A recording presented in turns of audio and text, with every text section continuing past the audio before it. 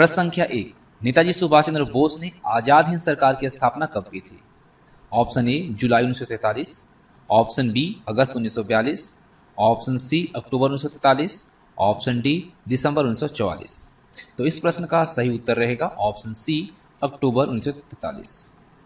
नेताजी सुभाष चंद्र बोस ने आजाद हिंद सरकार की स्थापना अक्टूबर 1943 में की थी। सुभाष चंद्र बोस 2 जुलाई 1943 को सिंगापुर पहुंचे थे। 5 जुलाई 1943 ईस्वी को रास बिहारी बोस ने भारतीय स्वतंत्रता लीग की अध्यक्षता सुभाष चंद्र बोस को सौंप दी और स्वयं परामर्शदाता बन गए थे। तभी से सुभाष चंद्र बोस नेताजी कहलाए। 21 अक्टूबर 1943 ईस्वी को सुभाष चंद्र बोस ने आजाद हिंद फौज के सर्वोच्च सेनापति की हैसियत से सिंगापुर में स्वतंत्र भारत की अस्थायी सरकार की स्थापना की और यहीं से बोस ने दिल्ली चलो और तुम मुझे खून दो, मैं तुम्हें आजादी दूंगा जैसा नारा दिया था। प्रश्न संख्या 2, वर्ल्ड ऑफ वर्क रिपोर्ट किसके द्वारा प्रकाशित की जाती है?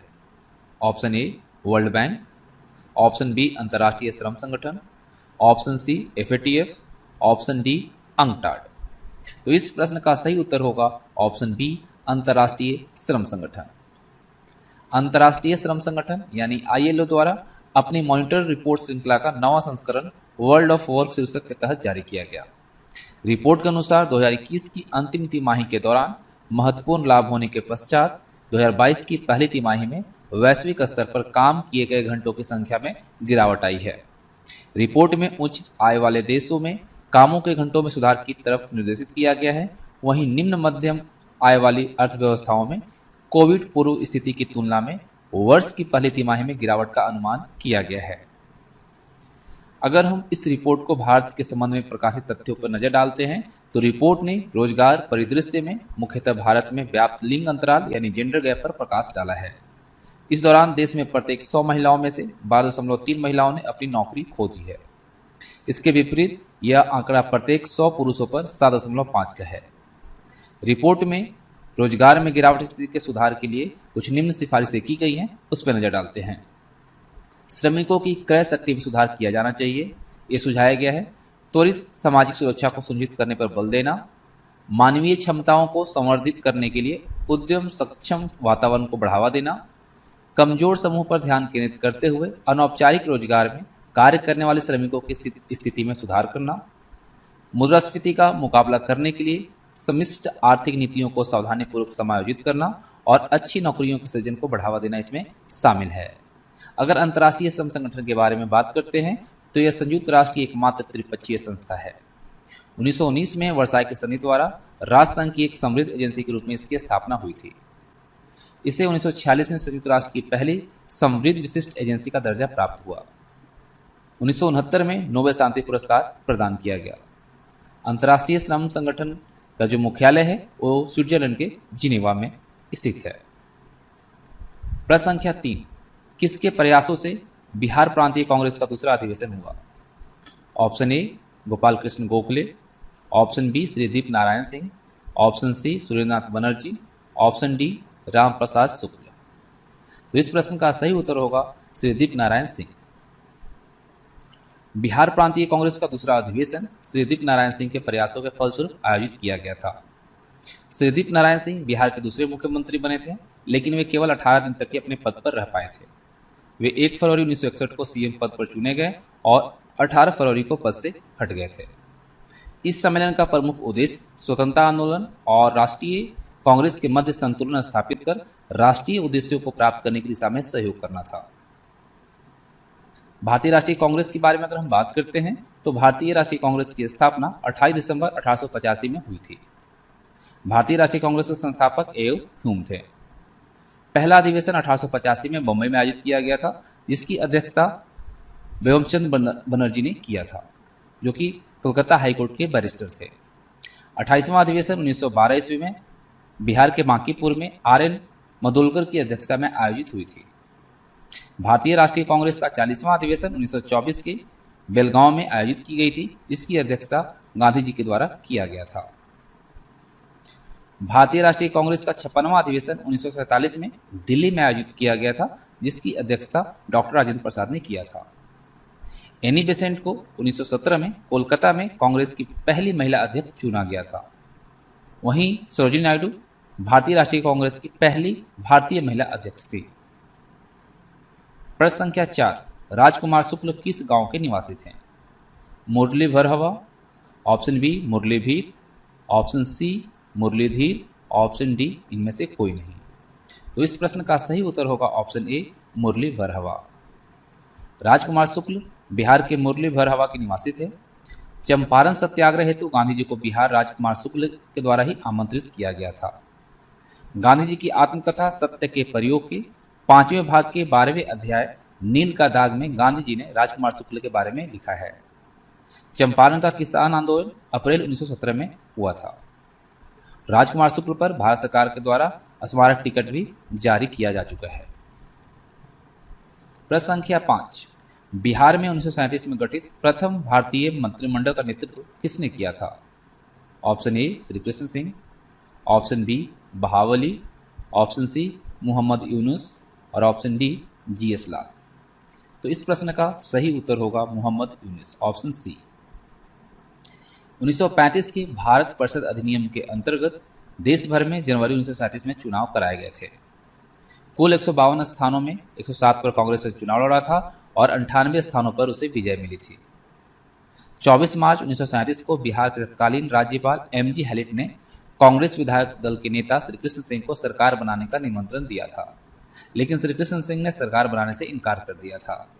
उसके बाद राज्यपाल के द्वारा बिहार इंडिपेंडेंट मुस्लिम पार्टी के नेता मोहम्मद यूनुस को सरकार बनाने का निमंत्रण दिया। मोहम्मद यूनुस बिहार के पहले प्रधानमंत्री बने। 1 अप्रैल 1937 को मोहम्मद यूनुस के नेतृत्व में पहला मंत्रिमंडल बिहार में गठित हुआ था।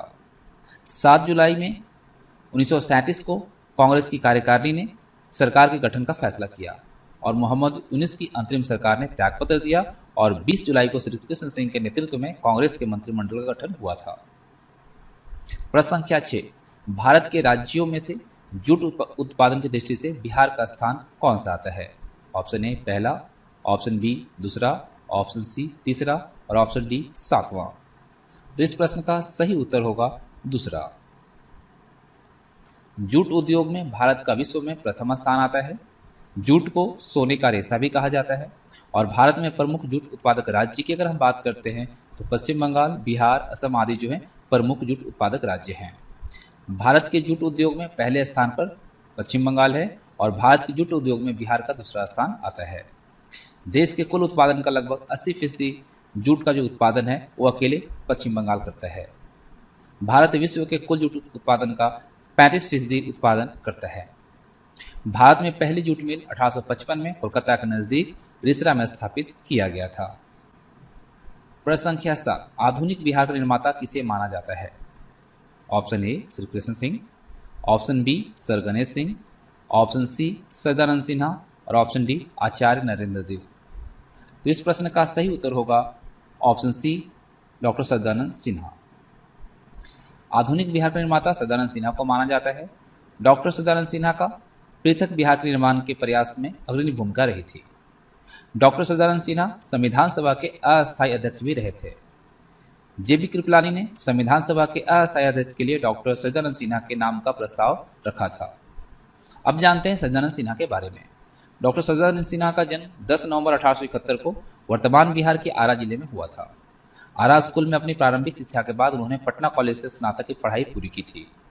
बाद में 1889 में वे कानून की पढ़ाई के लिए लंदन चले गए और वे WC Banerjee, George Yule, SN. Banerjee आदि नेताओं के संपर्क में आए थे और 1910 में डॉक्टर सिन्हा को बंगाल विधान परिषद के लिए चुना गया, जहां उन्होंने बिहार के अलग प्रांत की मांग को जोरदार ढंग से बढ़ावा दिया था। प्रश्न संख्या 8, बिहार प्रांतीय किसान सभा का गठन किसने किया? Option A Swami Sahajanand Saraswati, option B Rajkumar Shukla, option C Ramanand Mishra और ऑप्शन डी गंगा शरण। तो इस प्रश्न का सही उत्तर होगा स्वामी सहजानंद सरस्वती। स्वामी सहजानंद सरस्वती ने बिहार प्रांतीय किसान सभा की स्थापना की थी और 1929 में सहजानंद सरस्वती ने बिहार प्रांतीय किसान सभा यानी BPKS का गठन किया था। बिहार प्रांतीय किसान सभा के प्रथम सचिव श्री कृष्ण सिंह नियुक्त हुए थे। प्रश्न संख्या 9, किस केंद्रीय मंत्री ने role of labours in India development नामक पुस्तक लॉन्च की? Option A Piyush Goyal, option B Nitin Jairam Gadkari, option C Bhupender Yadav, option D RCP Singh. तो इस प्रश्न का सही उत्तर होगा भूपेंद्र यादव। केंद्रीय श्रम एवं रोजगार और पर्यावरण, वन एवं जलवायु परिवर्तन मंत्री Bhupender Yadav role of labours in India's development नामक पुस्तक का विमोचन किया। इसमें भारत की विकास यात्रा में श्रम के योगदान, प्रख्यात शिक्षाविद और चिकित्सकों को द्वारा लिखे गए 12 लेख शामिल किए गए हैं। वीवी गिरी राष्ट्रीय श्रम संस्थान ने इस पुस्तक को प्रकाशित किया है। प्रश्न संख्या 10, निम्न में से किस शासक ने जीतल नामक तांबे के सिक्के जारी किए? Option A Iltutmish, option B Mohammad bin Tughlaq, option C Quli Qutb Shah और ऑप्शन डी रजिया सुल्तान। तो इस प्रश्न का सही उत्तर होगा ऑप्शन ए इल्तुतमिश। इल्तुतमिश की बात करते हैं तो इल्तुतमिश ने 1211 से लेकर 1236 तक शासन किया। वह कुतुबुद्दीन ऐबक का उत्तराधिकारी था। वह दिल्ली सल्तनत का तीसरा शासक था जो मामूलक वंश से संबंधित था। उन्होंने 40 वफादार गुलाम अमीर की टुकड़ी का गठन किया जिसे तुर्कान चिहलगानी भी कहा जाता है और जिसे चलीसा के तौर पर भी जाना जाता है। उन्होंने चांदी का सिक्का जिसे टंका और पीतल का सिक्का जीतल प्रस्तावित किया। इल्तुतमिश लाहौर के स्थान पर दिल्ली को अपनी राजधानी बनाया था। फिरोज शाह तुगलक, वह तुगलक वंश का तीसरा शासक था जिसने 1351 से 1388 ईस्वी तक दिल्ली पर शासन किया। फिरोज शाह तुगलक दान के लिए दीवान खैरात कार्यालय की स्थापना की थी। साथ ही साथ फिरोज शाह तुगलक ने दीवान बुंदगान दास विभाग की स्थापना की थी।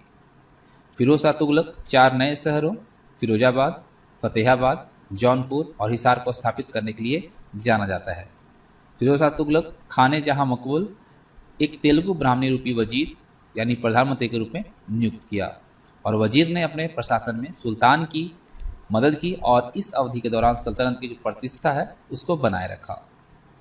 मोहम्मद बिन तुगलक जिसने 1325 से 1351 तक शासन किया और मोहम्मद तुगलक जो था वो सिंहासन में बैठते समय दिल्ली सल्तनत 23 प्रांतों में बटी हुई थी। जिस वक्त मोहम्मद बिन तुगलक सिंहासन में बैठा था उस समय दिल्ली कुल 23 प्रांतों में बटी हुई थी।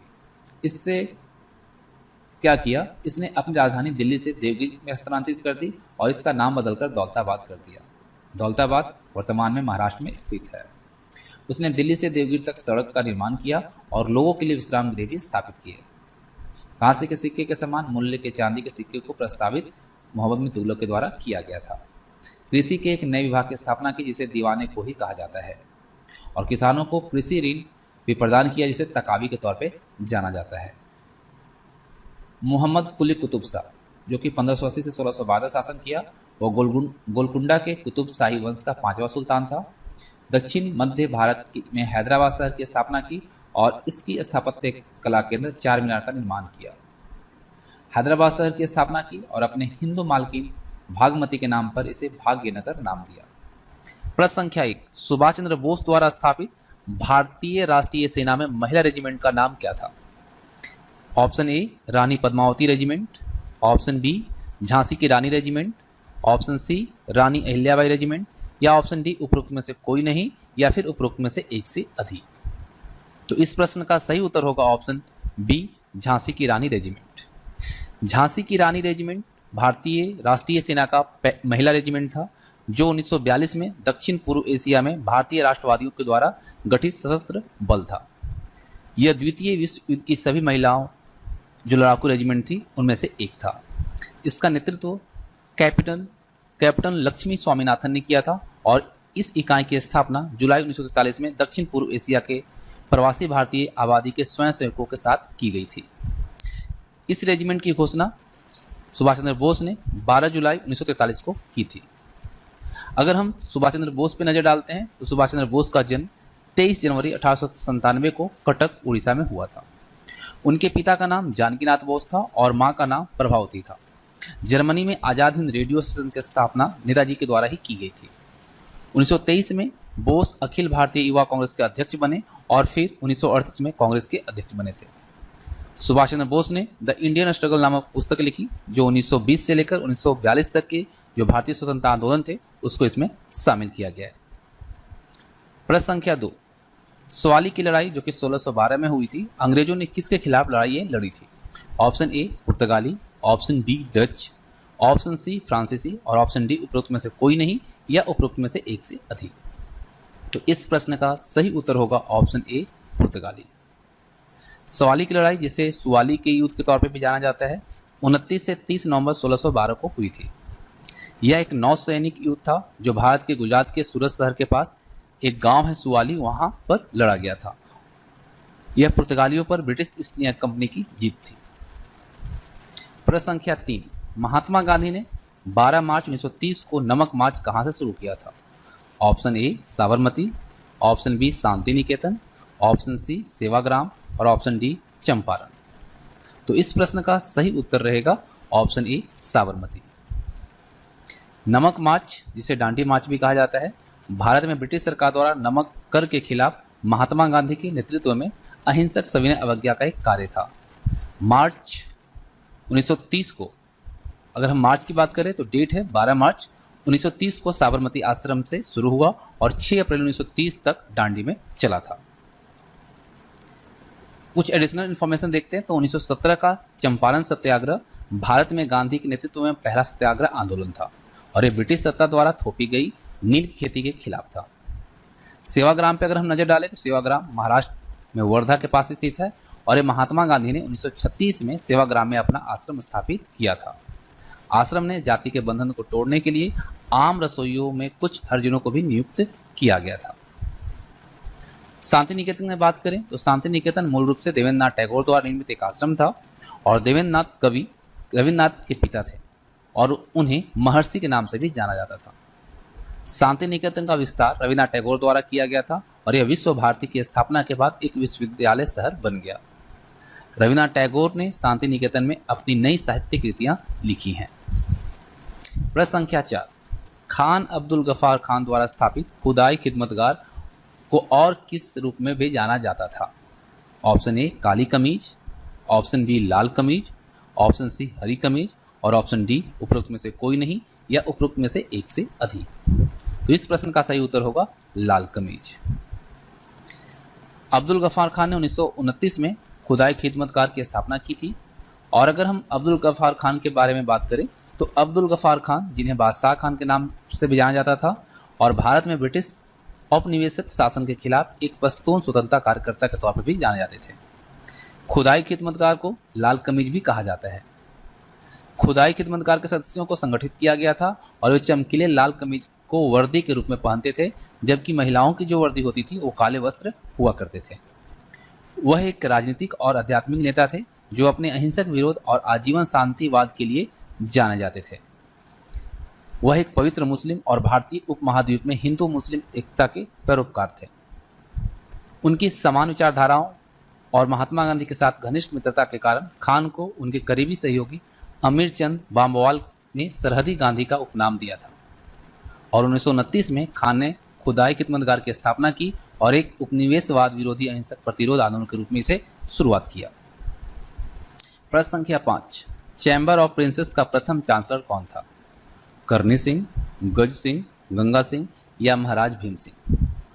तो इस प्रश्न का सही उत्तर रहेगा option C Ganga Singh. Montagu Chelmsford की रिपोर्ट ने सुझाव दिया था कि भारतीय राजाओं की एक अस्थायी के तौर पे नहीं बल्कि अस्थायी परिषद होनी चाहिए। नतीजतन चैम्बर ऑफ प्रिंसेस की स्थापना 1921 में की गई थी। इसका उद्घाटन 8 फरवरी 1921 को दिल्ली के किले में हुआ था और बीकानेर रियासत के गंगा सिंह को 9 फरवरी 1921 को चैम्बर ऑफ प्रिंसेस के पहले चांसलर के रूप में चुना गया था। वहीं अगर हम बात करें महाराजा भीम सिंह के बारे में तो वह मध्य प्रदेश में गोहद राज्य की रियासत शासक थे और उन्होंने ग्वालियर में एक किला बनवाया था। 1756 में मराठा ने महादजी शीतल के नेतृत्व में ग्वालियर किले पर हमला किया था और 1756 में चैत्र सुदी नवमी यानी कि जो रामनवमी कहा जाता है, उस समय के युद्ध में महाराजा भीम सिंह राणा घायल हो गए और उनकी मृत्यु हो गई थी। वहीं करनी सिंह की बात करें तो वह बीकानेर के महाराजा थे और उन्होंने 1950 से लेकर 1977 तक शासन किया। उन्होंने द्वितीय विश्व युद्ध में सक्रिय रूप से भाग लिया। वहीं गंगा सिंह की बात करें तो वे बीकानेर के महाराजा भी थे और वह एक शाही राजपूत परिवार से आते थे। उन्होंने 1888 से लेकर 1943 तक शासन किया।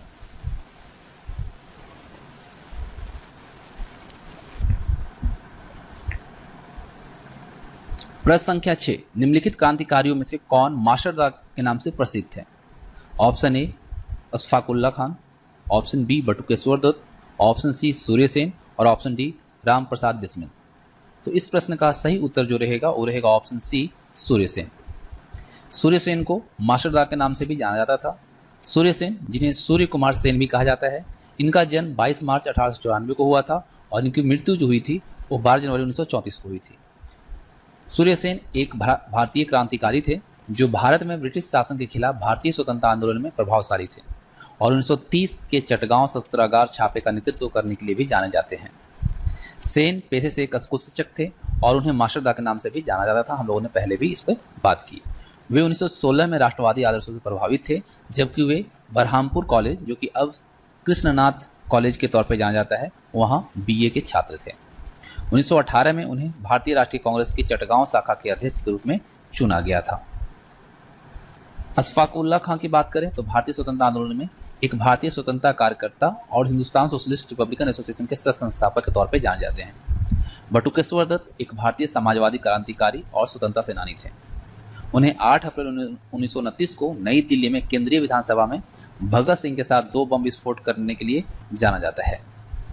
राम प्रसाद बिस्मिल एक भारतीय क्रांतिकारी थे जिन्होंने 1918 के मैनपुरी षड्यंत्र और 1925 के काकोरी षड्यंत्र में भाग लिया और भारत में ब्रिटिश शासन के खिलाफ लड़ाई लड़ी। पंडित राम प्रसाद बिस्मिल एक स्वतंत्रता सेनानी थे जिन्होंने भारत के स्वतंत्रता संग्राम में सक्रिय भूमिका निभाई थी। प्रश्न संख्या 7, वीटी सावरकर किस वर्ष हिंदू महासभा के अध्यक्ष चुने गए थे? Option A 1936, option B 1938, option C 1924 और ऑप्शन डी उपरोक्त में से कोई नहीं या उपरोक्त में से एक से अधिक। तो इस प्रश्न का सही उत्तर होगा ऑप्शन डी, उपरोक्त में से कोई नहीं या इनमें से एक से अधिक। तो चलिए इसके बारे में जानते हैं। विनायक दामोदर सावरकर, इनका जन्म 1883 में हुआ था और इनकी मृत्यु 1966 में हुई थी। वह महाराष्ट्र के विद्वान, सामाजिक कार्यकर्ता और क्रांतिकारी थे। सावरकर की जो स्थापना हुई सावरकर के द्वारा, उसके बारे में अगर हम बात करें तो मित्र मेला की इन्होंने स्थापना की, जो कि 1899 में किया था और 1904 में इसे अभिनव भारत सोसाइटी के रूप में नाम दिया गया। Free India society in London, जो कि 1906 में इनके द्वारा स्थापित किया गया और उन्हें नासिक षड्यंत्र केस में शामिल होने के लिए गिरफ्तार भी किया जा चुका था और उन्हें 1937 में हिंदू महासभा के अध्यक्ष के रूप में चुना गया। इस वजह से ऑप्शन ई यहाँ पर, ऑप्शन जो डी है, सही हुआ है। ठीक है, तो याद रखिएगा हिंदू महासभा के अध्यक्ष के रूप में वीडी सावरकर यानी विनायक दामोदर सावरकर को 1937 में चुना गया था। 1857 के विद्रोह को अपनी पुस्तक इंडियन वॉर ऑफ इंडिपेंडेंस में स्वतंत्रता का पहला युद्ध इन्होंने बताया। पोर्ट ब्लेयर, अंडमान और निकोबार द्वीप जो हवाई अड्डा है उसका नाम बदलकर 2002 में वीर सावरकर अंतर्राष्ट्रीय हवाई अड्डा रखा गया है। सावरकर की पुस्तक की बात करते हैं तो भारतीय स्वतंत्रता संग्राम 1857 और हिंदुत्व, हिंदू कौन है, ये इनकी प्रसिद्ध पुस्तक है। प्रश्न संख्या 8, 1885 में बॉम्बे में आयोजित भारतीय राष्ट्रीय कांग्रेस के पहले अधिवेशन की अध्यक्षता किसने की? Option A Dadabhai Naoroji, option B Badruddin Tyabji, option C Womesh Chandra Banerjee और ऑप्शन डी उपरोक्त में से कोई नहीं या उपरोक्त में से एक से अधिक। तो इस प्रश्न का सही उत्तर होगा ऑप्शन सी व्योमेश चंद्र बनर्जी। भारतीय राष्ट्रीय कांग्रेस का अध्यक्ष, भारतीय राष्ट्रीय कांग्रेस यानी आईएनसी जो है, इसका सर्वोच्च कमान होती है जो भारत के प्रमुख राजनीतिक दलों में से एक है। दिसंबर 1885 में पार्टी की स्थापना के बाद व्योमेश चंद्र बनर्जी इसके पहले अध्यक्ष बने थे। 1885 से 1933 तक अध्यक्ष पद का जो कार्यकाल होता था वो केवल 1 वर्षों के लिए हुआ करता था और 1933 के बाद से अध्यक्ष के लिए ऐसा कोई निश्चित कार्यकाल नहीं रहा। व्योमेश चंद्र बनर्जी के अध्यक्षता में भारतीय राष्ट्रीय कांग्रेस की पहली बैठक 1885 में बॉम्बे में हुई थी और बैठक में 72 अंग्रेजी शिक्षित लोगों ने भाग लिया, जिनमें अधिवक्ता, व्यापारी और जमींदार लोग शामिल थे। प्रश्न संख्या 9, राजीव गांधी खेल रत्न, जिसे अब मेजर ध्यानचंद खेल रत्न पुरस्कार कहा जाता है, पुरस्कार के पहले प्राप्तकर्ता कौन है? Option A Sachin Tendulkar, option B Viswanathan Anand, option C Milkha Singh और ऑप्शन डी उपरोक्त में से कोई नहीं या उपरोक्त में से एक से अधिक। तो इस प्रश्न का सही उत्तर होगा ऑप्शन बी विश्वनाथन आनंद।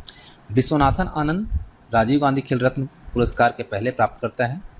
विश्वनाथन आनंद जो भारतीय शतरंज के ग्रैंड मास्टर हैं, पहले व्यक्ति हैं जिन्हें शतरंज के लिए राजीव गांधी खेल रत्न पुरस्कार मिला, जो कि अब ध्यानचंद पुरस्कार के तौर पर जाना जाता है। आनंद को भारत का दूसरा सर्वोच्च नागरिक सम्मान पद्म विभूषण भी दिया जा चुका है और वह पहले प्राप्तकर्ता हैं जिन्हें खेल श्रेणी के लिए पद्म विभूषण पुरस्कार मिला था। भारत का सर्वोच्च खेल पुरस्कार खेल रत्न पुरस्कार, जिसका नाम पूर्व प्रधानमंत्री राजीव गांधी के नाम पर रखा गया था, इसको हाल ही में हॉकी के जादूगर ध्यानचंद के सम्मान में मेजर ध्यानचंद खेल रत्न पुरस्कार के रूप में बदल दिया गया है। और आपको मैं बता दूं कि टोक्यो ओलंपिक में पुरुष और महिला दोनों हॉकी टीमों के सराहनीय प्रदर्शन के बाद यह निर्णय लिया गया। प्रश्न संख्या 10, राष्ट्रीय कृषि विपणन संस्थान यानी NIAM कहाँ स्थित है? आपके ऑप्शंस हैं, option A New Delhi, option B Jaipur, option C Hisar और ऑप्शन डी भोपाल। तो इस प्रश्न का सही उत्तर जो होगा वो होगा ऑप्शन बी जयपुर। राष्ट्रीय कृषि विपणन संस्थान यानी NIAM एक राष्ट्रीय स्तर का संस्थान है जो कृषि मंत्रालय के कर्मियों की जरूरतों को पूर्ण करने और विशेष प्रशिक्षण, अनुसंधान, परामर्श तथा भारत और दक्षिण पूर्व एशियाई देशों में कृषि विपणन में शिक्षा पेश करने के लिए 8 अगस्त 1988 को जयपुर, राजस्थान में कृषि मंत्रालय के द्वारा स्थापित किया गया है। यह संस्थान भारत के 5वें प्रधानमंत्री चौधरी चरण सिंह को समर्पित है और उन्हीं के नाम पर इसका पूरा नाम चौधरी चरण सिंह राष्ट्रीय कृषि विपणन संस्थान पड़ा है। केंद्रीय कृषि मंत्री NIAM के सामान्य निकाय के अध्यक्ष तथा कृषि और सहकारिता विभाग के सचिव कार्यकारी समिति के अध्यक्ष होते हैं। प्रश्न संख्या 1, लेसेज फेयर का क्या अभिप्राय है? ऑप्शन ए धर्मनिरपेक्ष राज्य, ऑप्शन बी समाजवाद, ऑप्शन सी व्यक्ति को अकेला छोड़ दो, ऑप्शन डी इनमें से सभी। तो इस प्रश्न का सही उत्तर होगा ऑप्शन सी व्यक्ति को अकेला छोड़ दो। लेसेज फेयर का शाब्दिक अर्थ है व्यक्ति को अकेला छोड़ दो और इस अवधारणा के समर्थक विद्वान राज्य के कार्य को अत्यंत सीमित रखना चाहते हैं। इनका मानना है कि राज्य की अपनी भूमिका सिर्फ कानून और व्यवस्था को बनाए रखने तक सीमित रखनी चाहिए। तो लेसेज फेयर का शाब्दिक अर्थ है व्यक्ति को अकेला छोड़ दो। प्रश्न संख्या 2, त्रिवेणी नहर किस नदी पर निर्मित है? Option A Kosi, option B Son, option C Gandak, option D Kamala, option E उपयुक्त में से कोई नहीं या फिर उपयुक्त में से एक से अधिक। तो इस प्रश्न का सही उत्तर होगा ऑप्शन सी गंडक। त्रिवेणी नहर भारत में बिहार के उत्तर पश्चिमी क्षेत्र के चंपारण जिले में सिंचाई करने के लिए बनाई गई एक नहर है। यह नहर गंडक नदी के बाएं तट से निकाली गई है और यह प्रणाली दक्षिण पूर्व में 62 मील तक गई है और इस नहर को 1909 ईस्वी में प्रारंभ किया गया था। प्रश्न संख्या 3, अखिल भारतीय मुस्लिम लीग की स्थापना किसने की थी? Option A sir Syed Ahmad Khan, option B sir Mohammad Iqbal, option C sir Aga Khan और ऑप्शन डी नवाब सलीमुल्लाह खान। तो अखिल भारतीय मुस्लिम लीग की जो स्थापना है वो नवाब सलीमुल्लाह खान के द्वारा किया गया था। Option D is the right answer. 30 दिसंबर 1906 को ढाका में नवाब सलीमुल्लाह खान के नेतृत्व में अंग्रेजों के अप्रत्यक्ष सहयोग से एक बैठक आयोजित की गई और सर्वसम्मति से अखिल भारतीय मुस्लिम लीग नामक राजनीतिक संगठन की स्थापना हुई। इसका मुख्य उद्देश्य ब्रिटिश सरकार के प्रति मुसलमानों की राजभक्ति बढ़ाना और मुसलमानों के राजनीतिक अधिकारों की रक्षा करना, साथ ही साथ भारतीय राष्ट्रीय कांग्रेस के प्रति मुसलमानों में घृणा और कांग्रेस का विरोध करना था। इसी उद्देश्य से इसका निर्माण किया गया था। प्रश्न संख्या 4, निम्नलिखित में से कौन कांग्रेस के आधिकारिक इतिहास के रचयिता थे?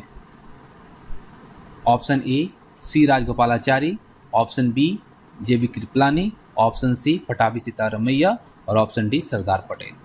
निम्नलिखित में से कौन कांग्रेस के आधिकारिक इतिहास के रचयिता थे? तो इस प्रश्न का सही उत्तर होगा ऑप्शन सी पटाभी सीतारमैया। पटाभी सीतारमैया जो है ये भारतीय राष्ट्रीय कांग्रेस के आधिकारिक इतिहास के रचयिता थे। ठीक है, इनकी पुस्तक का नाम कांग्रेस का इतिहास है। ठीक है, इनकी पुस्तक कौन सी थी? कांग्रेस का इतिहास। प्रश्न संख्या 5, अपनी साहित्यिक कृतियों द्वारा स्वतंत्रता संग्राम में योगदान हेतु निम्नांकित में से किसे राष्ट्र कवि का सम्मान प्रदान किया गया था? तो यहाँ पे ऑप्शन ए है Jaishankar Prasad, option B Maithili Sharan Gupt, option C Ramdhari Singh Dinkar और ऑप्शन डी सुमित्रा नंदन पंत। तो इस प्रश्न का सही उत्तर होगा ऑप्शन बी मैथिली शरण गुप्त। स्वतंत्रता आंदोलन के समय कविवर मैथिली शरण गुप्त ने अपने ओजस्वी लेखों द्वारा आंदोलनकारियों में नई स्फूर्तिकारी शक्तियों को भरा था और इसी लेखन के कारण उन्हें राष्ट्र कवि के रूप में सम्मानित किया गया है। प्रश्न संख्या 6, अमृत बाजार पत्रिका की स्थापना किसने की? Option A Girish Chandra Ghosh, option B Harishchandra Mukherjee, option C SN Banerjee और ऑप्शन डी शिशिर कुमार घोष। तो अमृत बाजार पत्रिका जो है इसकी स्थापना किसके द्वारा की गई? तो किया गया शिशिर कुमार घोष के द्वारा। Option D is the right answer.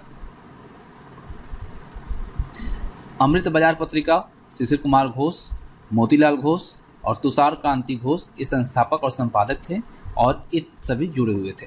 Bengali का संपादन एस.एन. मुखर्जी, हिंदी पैट्रियट की स्थापना गिरीश चंद्र घोष और द हिंदू और स्वदेश मित्रम जी सुब्रमण्यम अय्यर। ये सभी चीज़ों को याद रखिएगा, काफ़ी इंपॉर्टेंट। ठीक है, चलिए प्रश्न संख्या 7, इंडियन अनरेस्ट का लेखक कौन था? दादा भाई नौरोजी, एनी बेसेंट, लाला लाजपत राय या वैलेंटाइन सिरोल? तो इस प्रश्न का सही उत्तर होगा option D, Valentine सिरोल। Indian unrest लेखक वैलेंटाइन सिरोल था और इसने अपनी पुस्तक में तिलक को भारतीय अशांति का जन्मदाता की संज्ञा दी थी। ठीक है, इंडियन अनरेस्ट का लेखक वैलेंटाइन सिरोल था और इसने अपनी पुस्तक में बाल गंगाधर तिलक को भारतीय अशांति का जन्मदाता की संज्ञा से नवाजा था। प्रश्न संख्या 8, मजहब नहीं सिखाता आपस में बैर रखना, यह पंक्ति अपनी रचना में किसने लिखा? Option A Mirza Ghalib, option B Mohammad Iqbal, option C Raghupati Sahay Firaq और ऑप्शन डी महात्मा गांधी। तो इस प्रश्न का सही उत्तर होगा ऑप्शन बी मोहम्मद इकबाल। मजहब नहीं सिखाता आपस में बैर रखना, यह पंक्ति मोहम्मद इकबाल द्वारा लिखी गई है। आपको मैं बता दूं कि मोहम्मद इकबाल का जन्म 22 जनवरी 1873 को सियालकोट में हुआ था और उनकी मृत्यु 21 अप्रैल 1938 को लाहौर में हुई थी। उनकी प्रसिद्ध पुस्तक तराना-ए-हिंद का प्रारंभ जो है सारे जहां से अच्छा हिंदुस्तान हमारा पंक्ति से हुआ है। प्रश्न संख्या 9, जिमरमैन योजना से संबंधित व्यक्ति था या थे?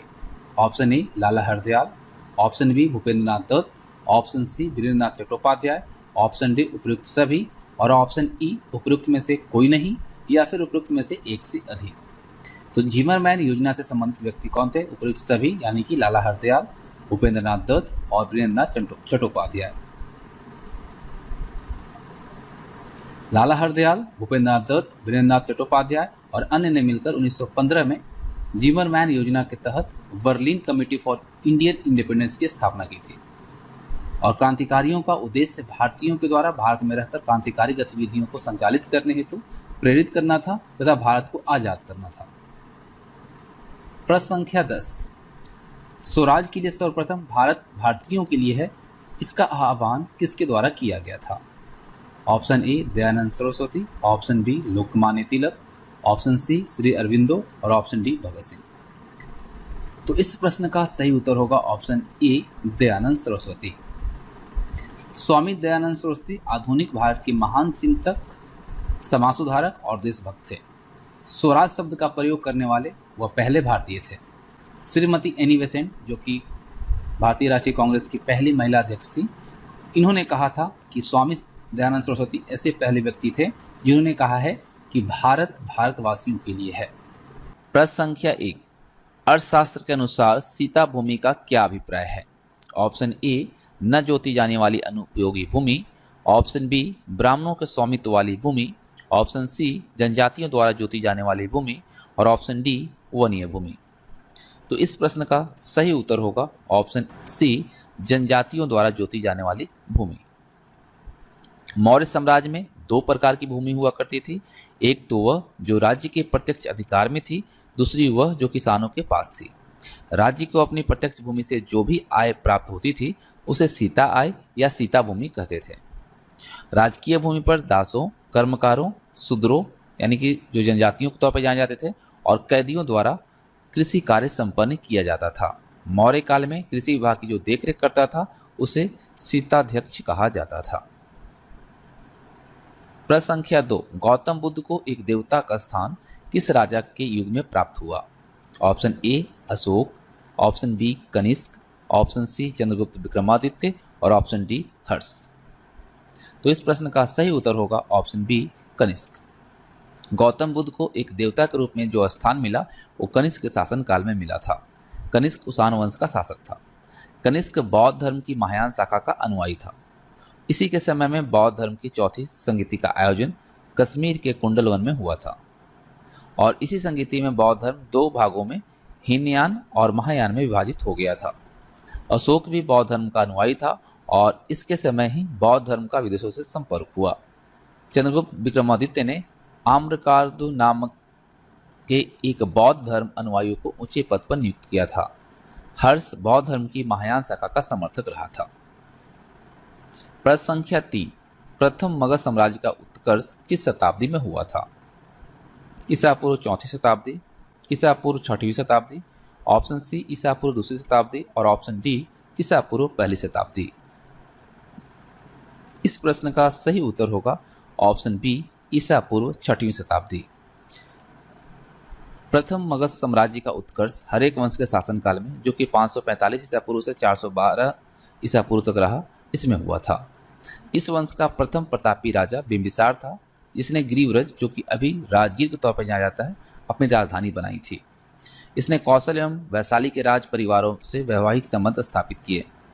कुशल प्रशासन की आवश्यकता पर सर्वप्रथम बिंबिसार ने ही जोर दिया था। और इस वंश के अन्य शासकों की अगर हम बात करते हैं तो अजातशत्रु, ओडेयन, अनिरुद्ध, मुंड और नागदशक ने मिलकर 412 ईसा पूर्व तक शासन किया। इस वंश को पितृघातियों का वंश भी कहा जाता है।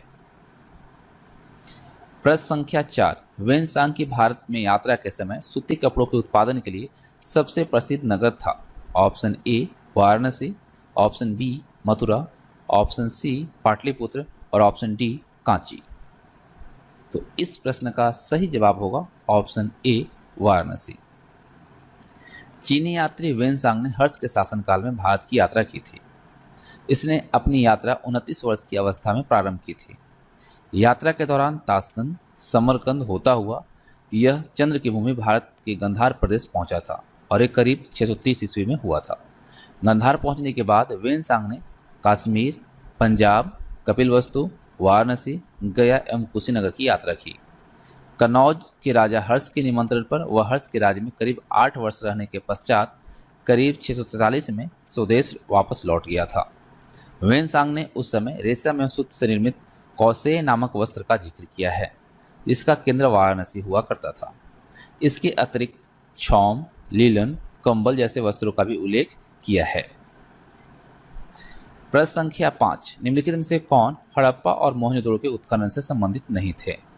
Option A R D Banerjee, option B K N Dikshit, option C M S Vats और option D V A Smith. तो इस प्रश्न का सही उत्तर होगा option D V A Smith. R D Banerjee, K N Dixit तथा एम एस वत्स हड़प्पा और मोहनजोदड़ो के उत्खनन से संबंधित हैं, जबकि वी ए स्मिथ विश्व इतिहासकार थे जिन्होंने भारत के इतिहास से संबंधित कई पुस्तकों की रचना की, जिनमें the Oxford history of India, art of India और the early history of India प्रमुख हैं। प्रश्न संख्या 6, कर्नाट वंश का अंतिम शासक कौन था? Option A Hari Singh, option B Ram Singh, option C Mati Singh और ऑप्शन डी श्याम सिंह। तो इस प्रश्न का सही उत्तर होगा ऑप्शन ए हरि सिंह। मिथिला के कर्नाट वंश की स्थापना न्यायदेव के द्वारा किया गया था और इस वंश का अंतिम शासक हरि सिंह थे, जो कि देवकला और साहित्य के महान संरक्षक थे। प्रश्न संख्या 7, किस प्रकार की भूमि को अपरहत कहा जाता था? ऑप्शन ए बिना जोती हुई जंगली भूमि, ऑप्शन बी सिंचित भूमि, ऑप्शन सी घने जंगल वाली भूमि और ऑप्शन डी जोती हुई भूमि।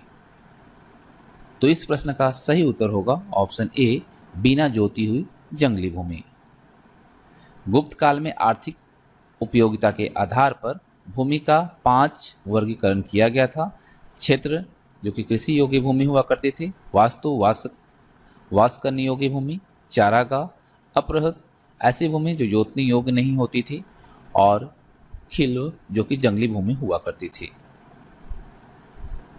प्रश्न संख्या 8, चोल काल किसके लिए प्रसिद्ध था?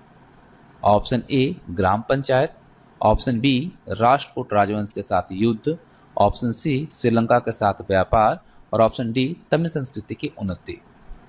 तो इस प्रश्न का सही उत्तर रहेगा ऑप्शन ए ग्राम पंचायत। चोल साम्राज्य के संस्थापक विजयालय थे और चोल काल अपनी ग्रामीण यानी कि स्थानीय प्रशासनिक व्यवस्था के लिए प्रसिद्ध था।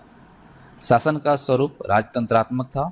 ग्राम सभाएं मुख्यतः 3 प्रकार की थीं: पूर्व, सभा और नगरम। ग्राम सभा का प्रमुख कार्य भूमि कर का संग्रह करना था। संग्रहित राशि को राजकोष में जमा कराना, ग्रामीण विवादों का फैसला करना और मंदिरों के निर्माण तथा भूमि सर्वेक्षण का काम हुआ करता था और करना होता था। प्रश्न संख्या 9, रामानुजाचार्य किससे संबंधित हैं? ऑप्शन ए भक्ति, ऑप्शन बी द्वैतवाद, ऑप्शन सी विशिष्टाद्वैतवाद, ऑप्शन डी एकेश्वरवाद। इस प्रश्न का सही उत्तर होगा ऑप्शन सी विशिष्टाद्वैतवाद। श्री संप्रदाय के प्रवर्तक रामानुजाचार्य ने 11वीं शताब्दी में वेदों की परंपरा को भक्ति से जोड़ने का प्रयत्न किया। इसी दर्शन को विशिष्टाद्वैतवाद कहा गया है। उन्होंने भक्ति पर आधारित लोकप्रिय आंदोलन और वेदों पर आधारित उच्च वर्गीय आंदोलन के बीच महत्वपूर्ण कड़ी का काम किया। रामानुजाचार्य शेषनाग के अवतार समझे जाते हैं और वे आलवार भक्तों के शिष्य परंपरा में से थे। वे मर्यादा के सबसे बड़े समर्थक थे।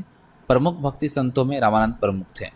द्वैतवाद मत के प्रवर्तक माधवाचार्य थे और अन्य प्रमुख मतों के प्रवर्तक की अगर हम बात करें तो शुद्ध अद्वैतवाद मत बल्लभाचार्य, अद्वैतवाद शंकराचार्य, वरकरी संप्रदाय तुकाराम, धरकरी संप्रदाय रामदास और सनक संप्रदाय निम्बकाचार्य। तो ये सभी जो थे प्रमुख मतों के प्रवर्तक रहे हैं। प्रश्न संख्या 10, सैंधव सभ्यता के महान स्नानागार कहाँ से प्राप्त हुए हैं? Option A Mohenjodaro, option B Harappa, option C Lothal और ऑप्शन डी कालीबंगा। तो इस प्रश्न का सही उत्तर होगा ऑप्शन ए मोहनजोदड़ो। बृहद स्नानागार ईंटों के स्थापत्य का सुंदर उदाहरण है। इसकी उत्तर से दक्षिण की ओर लंबाई 54.85 मीटर है तथा चौड़ाई पूर्व से पश्चिम की ओर 32.9 मीटर है। इसके मध्य में स्थित स्नान कुंड जो कि 11.88 मीटर लंबा और 7.01 मीटर चौड़ा तथा 2.44 मीटर गहरा था। स्नानागार के फर्श का ढाल दक्षिण से पश्चिम की ओर है और कुंड के पूर्व में स्थित एक कमरे से ईंटों की दोहरी पंक्ति से बने एक कूप का अवशेष प्राप्त हुआ है जो संभवतः स्नानागार के लिए जल की आपूर्ति करता था। प्रश्न संख्या 1, हिंद महासागर और लाल सागर को कौन सी जल संधि जोड़ती है? Option A Bab al Mandeb, option B Hormuz, option C Bosporus, option D Malacca. तो इस प्रश्न का सही उत्तर होगा option A Bab al मंदेब। Hind महासागर और लाल सागर को बाब अल मंदेब जल संधि जोड़ती है। वहीं फारस की खाड़ी और ओमान की खाड़ी को हॉर्मुज जल संधि जोड़ती है। प्रश्न संख्या 2, कौन सी जल संधि यूरोप को अफ्रीका से पृथक करती है यानी कि अलग करती है? Option A Bosporus, option B Gibraltar, option C Dover और ऑप्शन डी बेरिंग। तो इस प्रश्न का सही उत्तर होगा ऑप्शन बी जिब्राल्टर। जिब्राल्टर जल संधि यूरोप को अफ्रीका से अलग करती है यानी कि पृथक करती है और ये जल संधि यूरोप के स्पेन एवं अफ्रीका के मोरक्को के बीच स्थित है। इस पर हॉलैंड का आधिपत्य है। बास जल संधि तस्मानिया एवं ऑस्ट्रेलिया के बीच में है। डोवर जल संधि फ्रांस एवं इंग्लैंड के बीच एवं बेरिंग जल संधि रूस एवं अमेरिका के अलास्का प्रांत के बीच स्थित है। बास्पोरस जल संधि काला सागर एवं मरमरा सागर जो कि तुर्की है उसको जोड़ती है। प्रश्न संख्या 3, भारत के सबसे पुराने पहाड़ कौन से हैं? ऑप्शन ए पश्चिमी घाट, ऑप्शन बी सतपुरा की पहाड़ियाँ, option C Aravalli, option D पूर्वी घाट। तो इस प्रश्न का सही उत्तर होगा ऑप्शन सी अरावली। भारत का सबसे पुराना पहाड़ अरावली है। यह पर्वत श्रेणी गुजरात के पालन से होकर राजस्थान एवं हरियाणा से लेकर दिल्ली तक लगभग 800 किलोमीटर की लंबाई में फैली हुई है।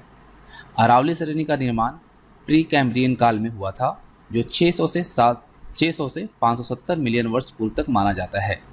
यह भारत की ही नहीं विश्व की सबसे प्राचीनतम पर्वत श्रृंखलाओं में से एक है। इसकी सर्वोच्च चोटी गुरु शिखर इसकी ऊंचाई 1722 मीटर है। यह माउंट आबू पर्वत पर स्थित है। प्रश्न संख्या 4, भारत में सबसे बड़े प्रायद्वीपीय नदी कौन सी है? Option A Krishna, option B Godavari, option C Kaveri, option D Mahanadi. तो इस प्रश्न का सही उत्तर होगा ऑप्शन बी गोदावरी। भारत में सबसे बड़े प्रायद्वीपीय नदी गोदावरी है। यह महाराष्ट्र के नासिक जनपद के त्र्यंबकेश्वर नामक स्थान से निकलती है। इस नदी की लंबाई 1465 किलोमीटर है और यह आंध्र प्रदेश के आलमपुर के निकट बंगाल की खाड़ी में गिरती है। ज्ञातव्य हो कि इस नदी को वृद्ध या बूढ़ी गंगा उपनाम से भी जाना जाता है। प्रायद्वीपीय भारत की लंबाई की दृष्टि से शेष 4 नदियों का क्रम देखें तो पहले स्थान पर गोदावरी आता है जिसकी 1465 किलोमीटर लंबाई है। उसके बाद Krishna 1400 kilometre, Narmada 1312 kilometre, Mahanadi 858 kilometre और कावेरी 805 किलोमीटर। प्रश्न संख्या 5, पृथ्वी की पपड़ी में सबसे ज्यादा पाया जाने वाला धातु कौन सा है? Option A zinc, option B तांबा, ऑप्शन सी एल्युमिनियम और ऑप्शन डी लोहा। तो इस प्रश्न का सही उत्तर होगा ऑप्शन सी एल्युमिनियम। पृथ्वी की रासायनिक संरचना के आधार पर इनको 3 मुख्य भागों में विभाजित किया गया है। पहला भूप्रपोटी जिसको क्रस्ट बोलते हैं, दूसरा मैंटल, तीसरा क्रोड जिसको कोर भी बोला जाता है और भूप्रपोटी का निर्माण जो है सिलिका एवं एल्युमिनियम से हुआ है। इस वजह से इसे SiAl यानी सियाल परत भी कहा जाता है। जबकि मैंटल का निर्माण सिलिका या मैग्नीशियम से हुआ है, इस वजह से इस परत को सिग्मा भी कहा जाता है। क्रोड का निर्माण निकेल एवं लोहा से हुआ है, इस वजह से इस परत को नीफे भी कहा जाता है। प्रश्न संख्या 6, भारत में वृक्षारोपण उत्सव इसे वन महोत्सव के नाम से जाना जाता है, इसके जन्मदाता कौन है? Option A Mahatma Gandhi, option B Vinoba Bhave, option C KM Munshi और ऑप्शन डी जवाहरलाल नेहरू। इस प्रश्न का सही उत्तर होगा option C KM Munshi. Bharat सरकार द्वारा वृक्षारोपण को प्रोत्साहन प्रदान करने के उद्देश्य से प्रतिवर्ष जुलाई माह के प्रथम सप्ताह को वन महोत्सव के रूप में मनाया जाता है और तत्कालीन कृषि मंत्री कन्हैया लाल मानिकलाल मुंशी ने इसका सूत्रपात किया था, यानी कि KM मुंशी ने इसका सूत्रपात किया था। प्रश्न संख्या 7, मकर रेखा है। Option A 23.5 degree east, option B 23.5 degree north, option C 23.5 degree south और ऑप्शन डी 23 डिग्री साउथ। तो इस प्रश्न का सही उत्तर होगा ऑप्शन सी 23.5 डिग्री साउथ। भूमध्य रेखा के उत्तर में 23.5 डिग्री अक्षांश को कर्क रेखा और दक्षिण में 23.5 डिग्री अक्षांश को मकर रेखा कहते हैं। 22 दिसंबर को सूर्य मकर रेखा पर लंबवत होता है और इसे मकर संक्रांति कहते हैं। इसी दिन दक्षिणी गोलार्ध में सबसे बड़ा दिन होता है। अगर कुछ और चीज़ों पे यहाँ पे हम नज़र डालें तो उत्तरी गोलार्ध की प्रमुख अक्षांश रेखाएं जो है 23.5 डिग्री उत्तर कर्क रेखा, 66.5 डिग्री उत्तर उत्तरी ध्रुव वृत्त, 90 डिग्री उत्तर उत्तरी ध्रुव। वहीं अगर हम दक्षिण गोलार्ध की प्रमुख अक्षांश रेखाएं की बात करते हैं तो 23.5 डिग्री दक्षिण मकर रेखा, 66.5 डिग्री दक्षिण ध्रुव वृत्त और 90 डिग्री दक्षिण दक्षिणी ध्रुव। तो ये काफ़ी इंपॉर्टेंट है, इसको आप याद रखेंगे। प्रश्न संख्या 8, साइलेंट वैली के चर्चित होने का कारण क्या है? साइलेंट वैली क्यों चर्चा में रहता है? ऑप्शन ए जनसंख्या विस्फोट, ऑप्शन बी परमाणु केंद्र की स्थापना, ऑप्शन सी अधिक जल संचयन और ऑप्शन डी जैव विविधता एवं सदाबहार वन का संरक्षण के लिए। तो इस प्रश्न का सही उत्तर होगा ऑप्शन डी जैव विविधता एवं सदाबहार वन का संरक्षण के लिए। साइलेंट वैली अथवा शांत घाटी केरल राज्य के 39 वर्ग किलोमीटर क्षेत्र में विस्तृत है, यानी फैला हुआ है, जो अपनी जैव विविधता एवं सदाबहार वनों के संरक्षण के लिए प्रसिद्ध है। प्रश्न संख्या 9, विश्व की सबसे गहरी समुद्री गर्त कौन सी है? Option A northern, option B Challenger, option C Manhattan और ऑप्शन डी रिचर्ड्स। तो इस प्रश्न का सही जवाब जो होगा ऑप्शन बी चैलेंजर। देखिए, विश्व की सबसे गहरी खाई मैरियाना गर्त है जो फिलीपींस के पूर्व में स्थित है। इसकी गहराई 11,033 मीटर है और इसे चैलेंजर गर्त भी कहा जाता है, यानी कि मैरियाना गर्त जो है उसे ही चैलेंजर गर्त कहा जाता है और ये प्रशांत महासागर में स्थित है और यह खाई उत्तर दक्षिण दिशा में फैली है। प्रश्न संख्या 10, निम्नलिखित में से किसे पर्वतों का सागर कहा जाता है? Option A Japan, option B British Columbia, option C दक्षिण अमेरिका का पश्चिम तट और ऑप्शन डी दक्षिण पूर्व एशिया। तो इस प्रश्न का सही उत्तर होगा option B British Columbia. British Columbia को पर्वतों का सागर कहा जाता है तथा जापान को उगते सूरज का देश कहा जाता है। दक्षिणी अमेरिका का पश्चिम तट चिली का युकिका माता तांबा खान के लिए विश्व प्रसिद्ध है और इसे विश्व की तांबा राजधानी भी कहा जाता है। दक्षिण पूर्व एशिया में पूर्व का जो विश्व का सबसे ऊंचा पठार है वो पामीर है और पामीर को विश्व की छत भी कहा जाता है। प्रश्न संख्या 1, संथाल विद्रोह के संदर्भ में दामिनी कोह का क्या अर्थ है? ऑप्शन ए, संथाल जनजाति का संगठन। ऑप्शन बी, संथालों द्वारा उठाई गई मांगे। ऑप्शन सी, राजमहल पहाड़ियों के पास की जमीन। और ऑप्शन डी, गैर जनजातीय लोग। तो इस प्रश्न का सही उत्तर होगा ऑप्शन सी, राजमहल पहाड़ियों के पास की जमीन। दामिनी को भागलपुर बिहार से राजमहल पहाड़ियों के पास की जमीन को कहा जाता था। ब्रिटिश सरकार द्वारा दामिनी कोह का निर्माण संथालों को बसाने के लिए किया गया था। ब्रिटिश सरकार द्वारा इस क्षेत्र में संथालों को बसाने का उद्देश्य उनके द्वारा इस क्षेत्र से वन क्षेत्र को साफ करवाना, साथ ही साथ यहाँ कृषि कार्य करवाना था, जिससे कि अधिक लाभ कमाया जा सके। प्रश्न संख्या 2, 1924 का बंगाल का तारकेश्वर आंदोलन निम्न में से किसके विरुद्ध था? ऑप्शन ए, मंदिरों में भ्रष्टाचार। ऑप्शन बी, हिंसा। ऑप्शन सी, राजनीतिक नेताओं की गिरफ्तारी। और ऑप्शन डी, सांप्रदायिकता। तो इस प्रश्न का सही उत्तर होगा ऑप्शन ए, मंदिरों में भ्रष्टाचार। 1924 ईस्वी का बंगाल का तारकेश्वर आंदोलन का संबंध मंदिरों में व्याप्त भ्रष्टाचार से था। बंगाल में तारकेश्वर नामक स्थान पर मंदिर के महंत के खिलाफ भ्रष्टाचार के विरुद्ध यह सत्याग्रह तीर्थयात्रियों द्वारा किया गया था। इसका स्वामी सच्चिदानंद द्वारा गिरफ्तारी देकर विरोध किया गया। प्रश्न संख्या 3, निम्नलिखित समाज सुधारकों को उनके जन्मतिथि के कालक्रम के अनुसार व्यवस्थित कीजिए एवं नीचे दिए गए पुट की सहायता से सही उत्तर चुनिए। First, Dayanand Saraswati. Second, Debendranath Tagore. Option third, Mahadev Govind Ranade. Option 4, Baba Raghav Das. यहाँ पे आपके लिए 4 ऑप्शन हैं। Option A 2 1 3 4, option B 1 4 2 3, option C 1 2 3 4 और ऑप्शन डी 3 2 1 4। तो इस प्रश्न का सही उत्तर होगा ऑप्शन ए 2 1 3 4, यानी कि पहले देवेंद्रनाथ टैगोर, फिर दयानंद सरस्वती, फिर महादेव गोविंद रनाडे और अंतिम में आएंगे बाबा राघव दास। दयानंद सरस्वती का जन्म 12 फरवरी 1824 को हुआ था। देवेंद्रनाथ टैगोर का जन्म 15 मई 1817 को हुआ था और महादेव गोविंद रनाडे का जन्म जो है 18 जनवरी 1842 को हुआ था।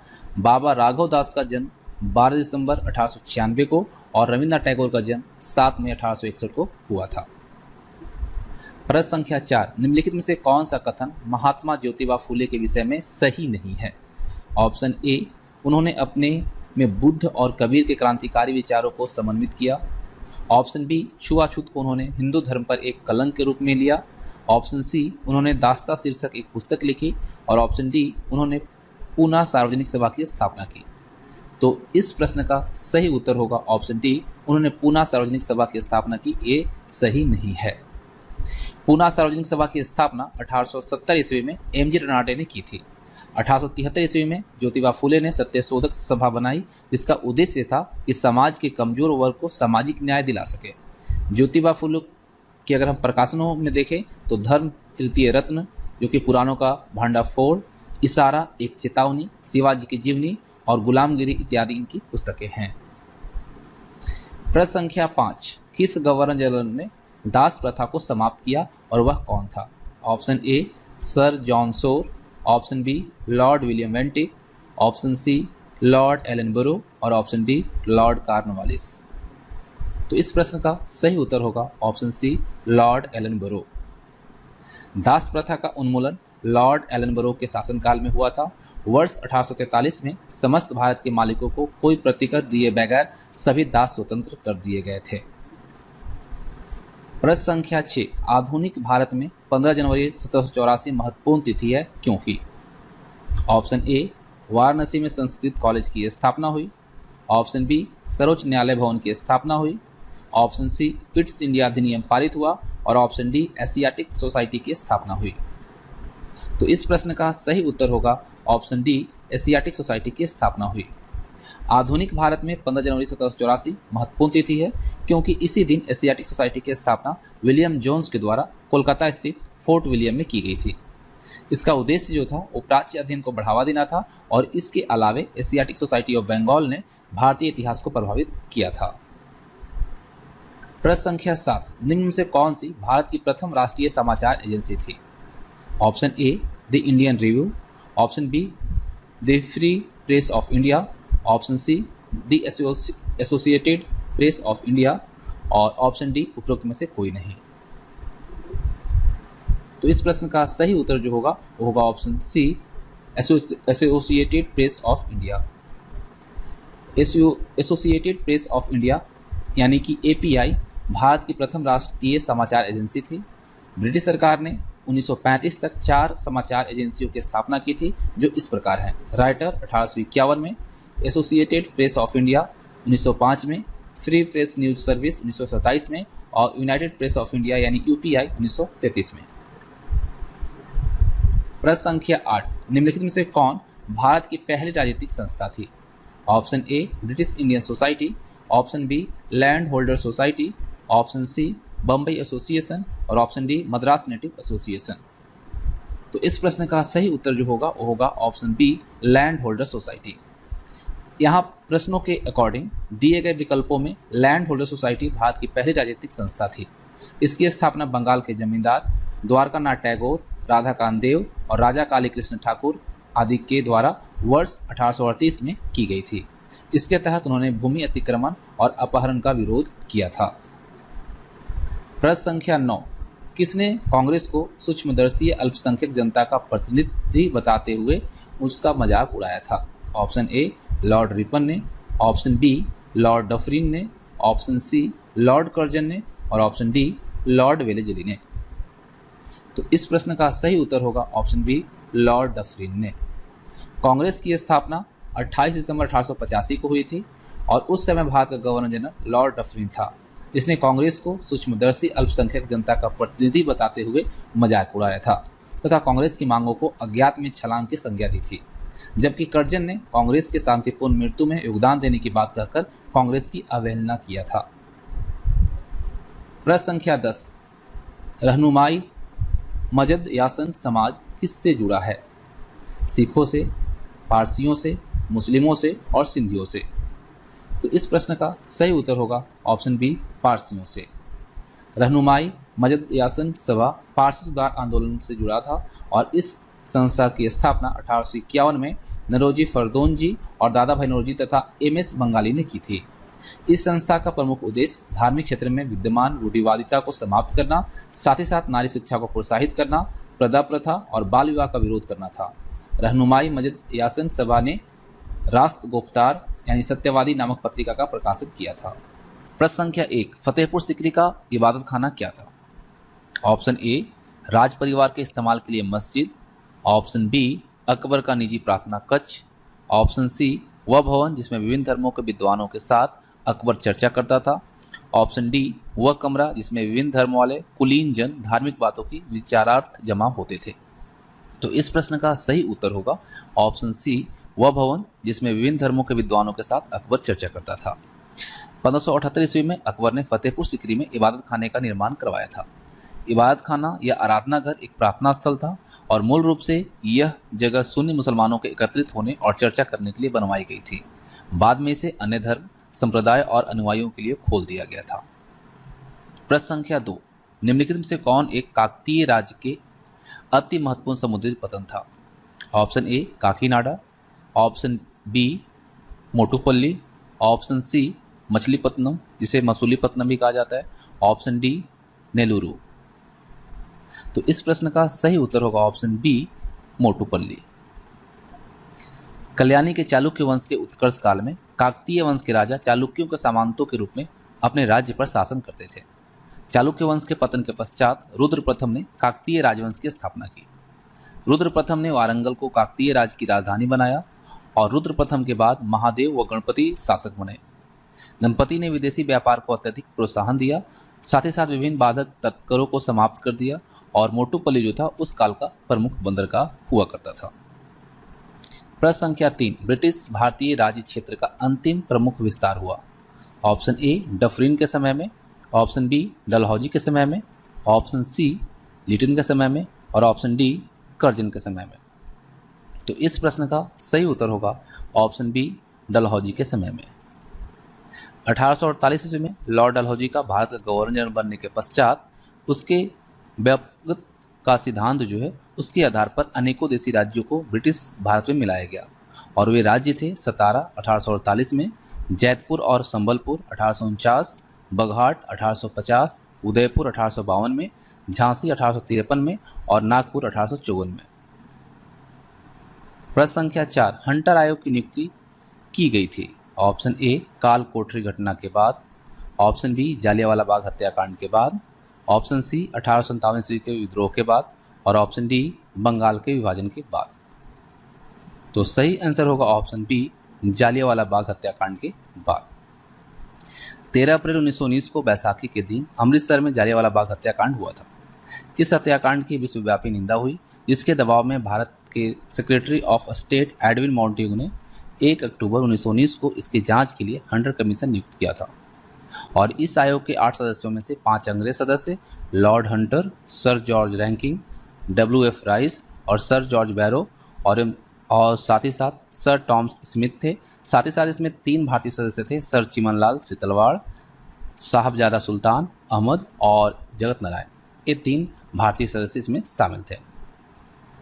प्रश्न संख्या 5, निम्नलिखित युग्मों में से कौन सा एक युग्म सही सुमेलित नहीं है।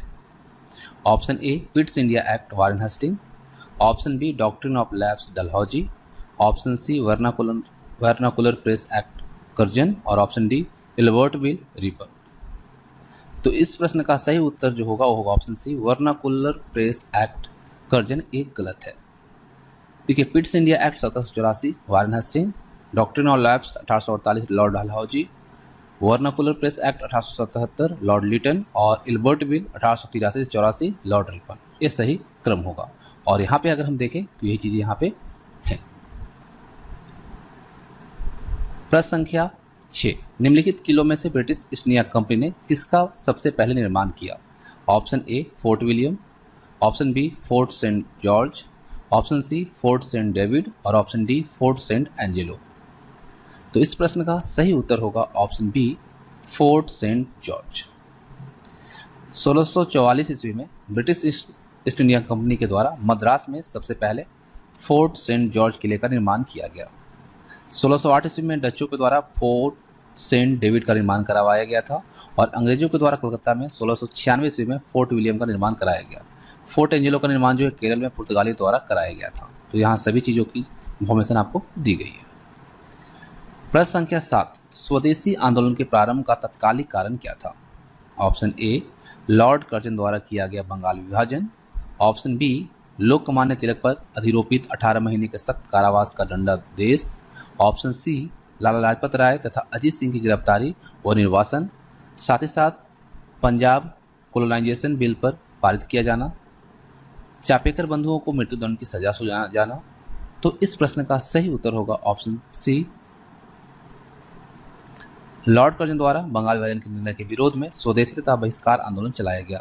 7 अगस्त 1905 को कोलकाता के टाउन हॉल में बंगाल विभाजन के विरोध में विशाल प्रदर्शन आयोजित किया गया और यहाँ स्वदेशी आंदोलन को आरंभ करने की घोषणा की गई थी। प्रश्न संख्या 8, 1893 ईस्वी में सर विलियम वेडरवन और WS केन ने किस उद्देश्य से इंडियन पार्लियामेंट्री कमेटी की स्थापना की थी। ऑप्शन ए भारत में राजनीतिक सुधार हेतु हाउस ऑफ कॉमन्स में आंदोलन करने के लिए, ऑप्शन बी भारतीयों के साम्राज्यिक न्यायपालिका में प्रवेश हेतु अभियान करने के लिए, ऑप्शन सी भारतीय स्वतंत्रता पर ब्रिटिश संसद में चर्चा सुगम करने के लिए और ऑप्शन डी ब्रिटिश संसद में विख्यात भारतीयों के प्रवेश हेतु आंदोलन करने के लिए। तो इस प्रश्न का सही उत्तर होगा ऑप्शन ए भारत में राजनीतिक सुधार हेतु हाउस ऑफ कॉमन्स में आंदोलन करने के लिए। तो 1885 ईस्वी में भारतीय राष्ट्रीय कांग्रेस की स्थापना के समय सर विलियम वेडरवन इसके सदस्य थे और 1889 में भारतीय राष्ट्रीय कांग्रेस के मुंबई अधिवेशन की अध्यक्षता सर विलियम वेडरवन ने की थी। 1893 ईस्वी में उन्होंने ब्रिटिश संसद में लिबरल सदस्य के रूप में प्रवेश किया ताकि भारत में राजनीतिक सुधारों हेतु हाउस ऑफ कॉमन्स में बात रख सकें। प्रश्न संख्या 9, ब्रह्म समाज के बारे में निम्नलिखित में से कौन सा कथन सही है। ऑप्शन फर्स्ट, इसने मूर्ति पूजा का विरोध किया। ऑप्शन 2, धार्मिक ग्रंथों की व्याख्या के लिए इसने पुरोहित वर्ग को अस्वीकार किया। ऑप्शन थर्ड, इसने इस सिद्धांत का प्रचार किया कि वेद त्रुटिहीन है। तो यहाँ पे कूट आपको दिए गए हैं। ऑप्शन ए केवल 1, ऑप्शन बी एक और दो दोनों, ऑप्शन सी केवल 3 और ऑप्शन डी उपयुक्त सभी। तो इस प्रश्न का सही उत्तर जो होगा वो होगा ऑप्शन बी एक और दो दोनों सही हैं। देखिए, अगस्त 1828 को राजा राम मोहन रॉय ने ब्रह्म समाज की स्थापना की और ब्रह्म समाज में मूर्ति पूजा का विरोध तथा धार्मिक पुस्तकों के अध्ययन या पूजा की मनाही थी, क्योंकि उनके अनुसार कोई भी पुस्तक त्रुटि रहित नहीं हो सकती। प्रश्न संख्या 10, स्वदेशी और बहिष्कार पहली बार किस घटना के दौरान संघर्ष की विधि के रूप में अपनाए गए थे? ऑप्शन ए बंगाल विभाजन के विरुद्ध आंदोलन, ऑप्शन बी होम रूल आंदोलन, ऑप्शन सी असहयोग आंदोलन और ऑप्शन डी साइमन कमीशन की भारत यात्रा। तो इस प्रश्न का सही उत्तर होगा ऑप्शन ए बंगाल विभाजन के विरुद्ध आंदोलन। स्वदेशी तथा बहिष्कार आंदोलन पहली बार सरकार द्वारा बंगाल विभाजन के निर्णय के विरुद्ध चलाया गया था। जुलाई 1905 ईस्वी को अंग्रेजी सरकार ने बंगाल विभाजन की सार्वजनिक घोषणा है वो की थी और 16 अक्टूबर 1905 को बंगाल विभाजन विधिवत रूप से लागू हुआ था। इस दिन को आंदोलनकारियों द्वारा शोक दिवस के रूप में मनाया जाता था।